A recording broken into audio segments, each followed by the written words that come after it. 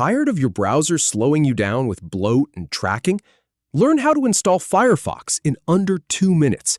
First, we'll search for Firefox, then download the installer, run it, and handle any security prompts. Let's go. Start by opening your browser and searching for Firefox on Google. Then click on the first result, which should be Get Firefox for Desktop and Mobile from Firefox.com. Now, on the Firefox homepage, click the button that says Find Your Way Back to a Better Internet. Next, click the big Download Firefox button to start downloading the installer. Once the download finishes, you'll see a prompt to follow the steps to get Firefox set up.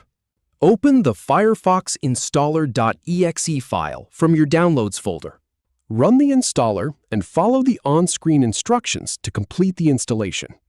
After installation, open Firefox to start browsing.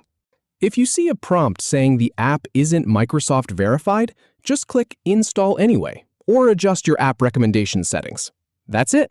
Enjoy Firefox. If you have any feedback or if any info is inaccurate, please leave a comment below. We'll do our best to answer or redo the video if needed. Thanks for watching.